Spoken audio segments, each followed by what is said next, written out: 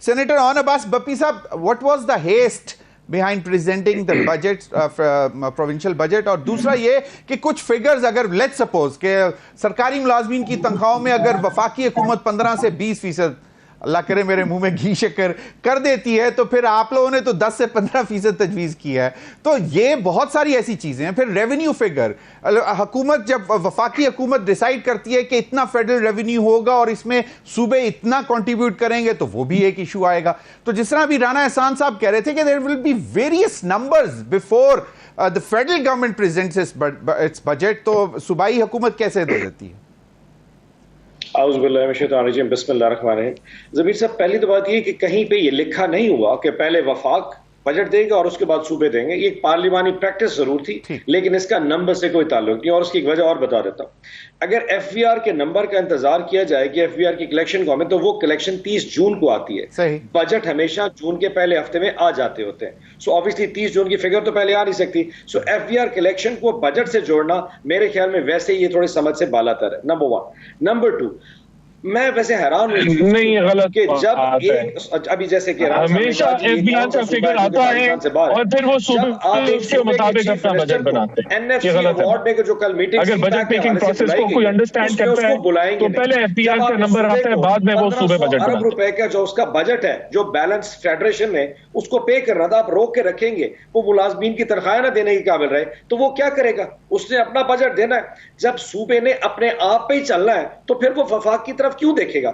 आप ये हैरानी की बात सुने, क्या एनएफसी अवार्ड का जो मीटिंग कल सुबह बुलाई गई है, अगर वो अली मीन गंडापुर के बगैर नेशनल फाइनेंस कमीशन हो सकता है, तो बजट क्यों नहीं दे सकता? मैं तो यकीन करें आज उसको सलाम पेश करता हूं। आज उसे यकीन करें इमरान खान साहब की याद करा दिया मैं, यानी कि सेहत कार्ड जो कि पंजाब में इस वक्त मरीज सड़कों पर रो रहा है। यकीन करें सुबह मेरा गार्ड मेरे पास आया कि सर मैं अपना गया था कैंसर में, मेरी बेगम को कैंसर हो गया है, उन्होंने कहा सेहत कार्ड तुम्हारा बंद हो चुका है, अब उसकी बेगम मर जाएगी क्योंकि 10 लाख रुपए उसके पास नहीं है। आज अली अमीन ने खान साहब याद करा दी कि सेहत कार्ड है, नौजवानों का उसने शुरू कर दिया है, तनख्वाहें उसने बढ़ा दी है। यानी कि एक सूबा अपने आप पे स्ट्राइव करता जा रहा है और आप कहते हैं जी वो कहीं और से उठ के आ गया। भाई पैसे आप उसको देने को तैयार नहीं है, मीटिंग में आप उसको बुलाने को तैयार नहीं है, आईजी उसका मर्जी को लगाने को तैयार नहीं है, चीफ सेक्रेटरी उसका मर्जी को।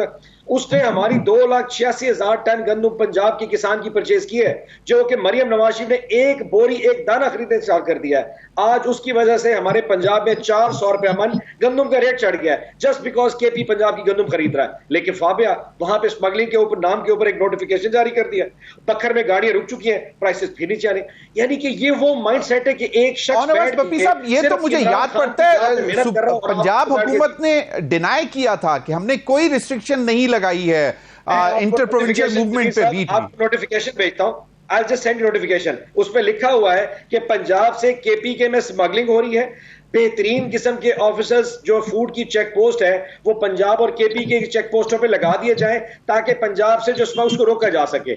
उसका हुआ ये, वो जो बेहतरीन ऑफिसर्स थे वो सारे रिश्वतखोर लगा दिए, उन्होंने गाड़ियों की चेकिंग शुरू कर दी है। अब 1000 से ज्यादा गाड़ी चेकिंग में खड़ी है क्योंकि फर्ज शनास अफसर पंजाब के वहां गाड़ियां चेक करते हैं, इसमें स्मगलिंग नहीं है। वैसे that's a very important point on Abbas Bappi साहब, आपने you have actually rightly pointed out this issue because इससे बेसिकली पंजाब का जो काश्तकार था, जिमीदार था, जो किसान था, उसकी जो प्रोड्यूस थी उसको उसकी कीमत बेहतर मिलना शुरू हो गई थी। That I know. बहुत से व्यापारी जो हैं वो पेशावर, बलोचिस्तान और इधर से पहुंच गए थे पंजाब और वो अच्छी कीमत भी दे रहे थे। ऑन अब्बास बप्पी साहब, ये आप इस डेवलपमेंट को कैसे देखते हैं? मैं सुन रहा था मेरे साथ अभी आपसे पहले नैयर हुसैन बुखारी साहब थे, वो कह रहे थे कि एक आध नोटिस और सर्व हो जाता, उसमें टाइम बार होता और उसके बाद फिर एक्शन करते। एक ये तरीकाकार था। दूसरा ये कि 12 नोटिस आ चुके थे और इसमें वायलेशन थी सीरिया बायलॉज की, लॉज की, तो इसको आप कैसे देखते हैं? जमीर साहब, आप इसको ना आइसोलेशन में एक इवेंट को मत देखिए।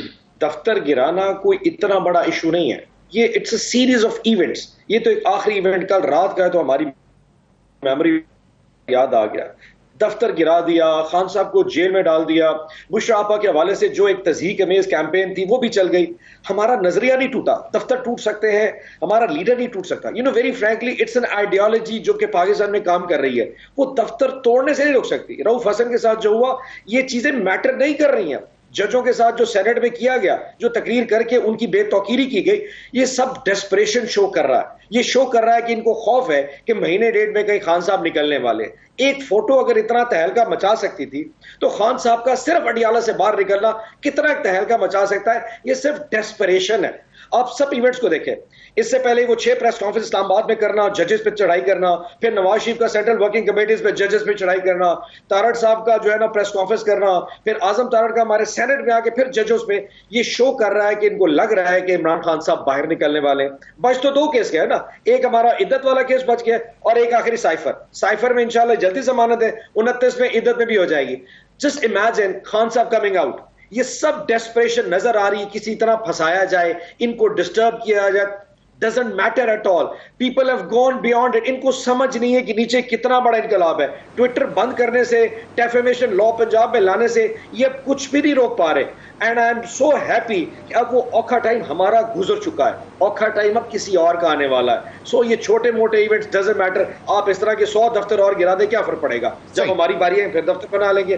दफ्तरों से थोड़े नजरिए खड़े होते हैं, ये दिल से खड़े होते हैं, and they are very young for it. नहीं, सही फरमा रहे हैं, लेकिन we expect responsible politics from every political leader regardless if he is behind the bars और आउटसाइड ऑन द स्ट्रीट। हम चाहते हैं कि रिस्पॉन्सिबल पॉलिटिक्स हो, मुल्क में इंतशार की तरफ ना जाए। और बस बप्पी साहब, एक दरिया पार किया तो एक और दरिया का सामना था। मतलब वो तो एक और बड़ा संगीन केस आपके खिलाफ और उसकी जस्टिफिकेशन भी दी है उन्होंने।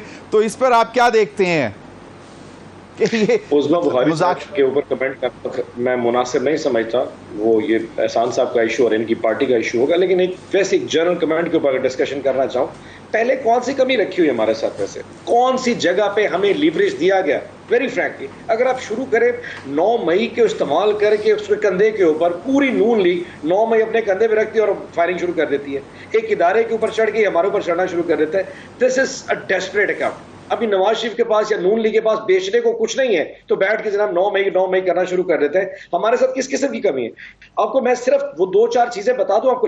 ये जो बार बार कह रहे हैं ना कि जहर के वाले से, अगर मैं आपको सिर्फ बुशरा बीबी का बता दूं, पिछले 6 माह से बुशरा बीबी बने ग्याला में उस वक्त जब कैद थी, एक सजा थी ना इद्दत के केस में, उनको सॉलिटरी कंफाइनमेंट में रखा गया था। यानी कि एक शीशे बंद करके बाहर दरवाजे के ऊपर हट्टे लगा दिए, नौकर गायब कर दिए।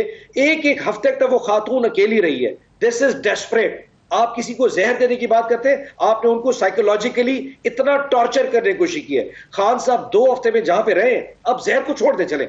2 हफ्ते जब अटक जेल में रहे, जमीन पे गद्दे पे सोया करते थे। गद्दा वॉज और उसको पानी मारा जाता था, जमीन पे जो खाना दिया जाता। ये किस किस्म की डेस्परेशन है? और ये कह रहे हैं कि जी जहर, मसला उस नैरेटिव का नहीं है, मसला है कि अवाम ने इनको रिजेक्ट कर दिया है। मैं सिंपल कहता हूं, शहबाज शरीफ को एक ट्वीट करे वीपीएन लगा के, क्योंकि ट्विटर तो उसने बंद किया हो ना, वीपीएन लगा के ट्वीट करे, नीचे जो दुआएं उसके लिए आती है उसको अपनी औकात का अंदाजा हो जाएगा। इतने ये फेमस है। बीबी जाती है ना पासिंग आउट परेड में, जब उन्हें कहें जी आप पासिंग आउट परेड के बाद उसको लगाएं अपने ट्विटर अकाउंट पे, नीचे कमेंट पढ़ लें। वो है पाकिस्तानी कौम का असल नैरेटिव इनके लिए।